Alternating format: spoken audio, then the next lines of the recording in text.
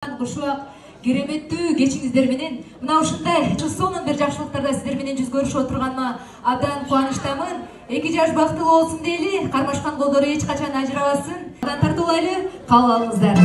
Билгендер болсо чогуу